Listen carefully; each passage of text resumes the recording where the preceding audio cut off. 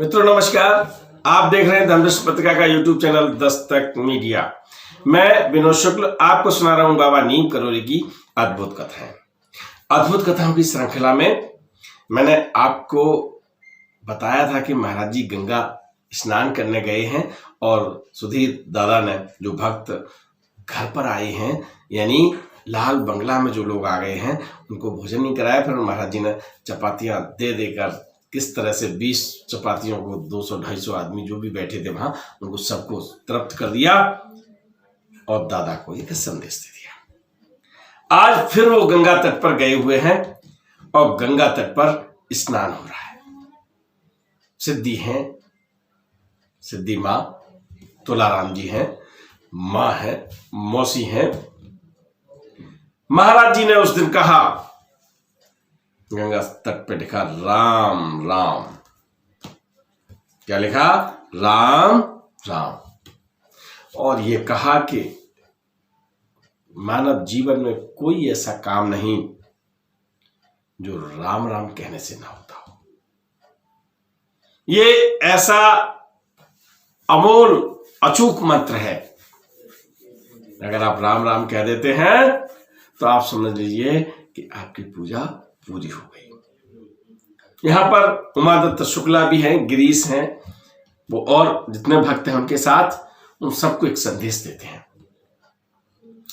कि व्यक्ति को घर में पूजा पाठ अवश्य करना चाहिए और ये मान के करना चाहिए कि ये हमारी मुक्ति के साधन है और जब मौका मिले तब धार्मिक यात्राएं करनी चाहिए।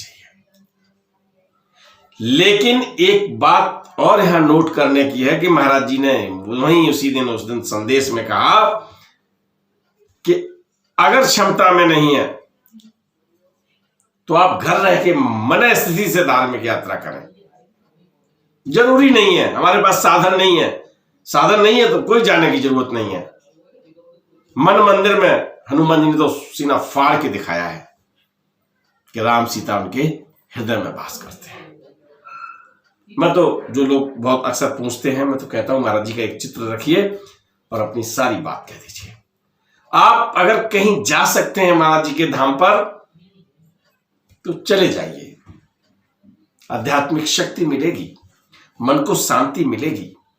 लेकिन अगर आप नहीं जा पा रहे हैं किसी कारण, बस कोई कारण हो और आप घर पर हैं तो आप उनके सामने कहिए, उनके साथ बैठिए दीपक जगा के।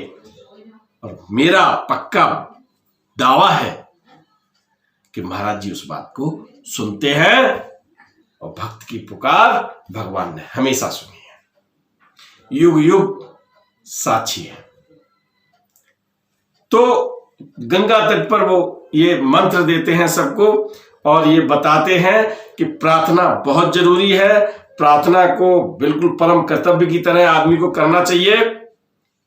धार्मिक यात्राएं करनी चाहिए और धार्मिक यात्रा यदि उसमें कुछ व्यवधान है, क्षमता में नहीं है तो कोई बात नहीं, वो धार्मिक यात्रा मन से करिए और तन आप वहां पर भी अगर आप पूजा करते हैं तो अपनी बात रख सकते हैं, आपको फल मिलेगा। सारी चीज ये मंत्र अगर आपने भी ले लिया है, गंगा तट पर आप भी अपने को साक्षी मानिए, वहां पर खड़े हैं, तो मैं आपसे पुनः निवेदन कर रहा हूं कि आप राम राम कहिए, राम राम का मंत्र लिखिए, महाराज जी के सामने अपनी बात रखिए, आपके कष्टों का निवारण हो जाएगा। आप भरोसा करके देखिए, आस्था, विश्वास, निष्ठा, समर्पण, ये जब सब चीजें मिल जाती हैं तो कोई भी काम ऐसा नहीं है जो हो ना पाए। इसलिए महाराज जी ने जो चीजें बताई हैं, गंगा तट पर ये मंत्र दिया, जहां मां मौसी दादा साहब की, दादा मुखर्जी की, जहां तुलाराम जी हैं, जहां सिद्धि मां है, जहां उमादत्त शुक्ला है, गिरीश जी हैं, बहुत सारे भक्त हैं और वहां ये उनको ये मंत्र दिया। तो आप भी ये महाराज जी का मंत्र ले लीजिए। और उन सब ने वो मंत्र बहुत ही खामोशी से उसको स्वीकार किया आप भी महाराज जी का ये मंत्र अपने जीवन में उतार लीजिए। प्रार्थना आपको करनी है, प्रार्थना परम कर्तव्य मान के करना है और यात्रा भी करनी है धार्मिक। लेकिन यदि आप क्षमता में नहीं रहे, बुजुर्ग हो गए, उम्र नहीं है, पैसा नहीं है, साधन नहीं है, कोई बात नहीं, मन से करिएगा, मन से बोलिएगा और अपनी बात महाराज जी के सामने रख दीजिएगा। अब ये मंत्र देने के बाद महाराज जी गंगा तट से आ जाते हैं 4 चर्च लेन प्रयाग यानी लाल बंगला में।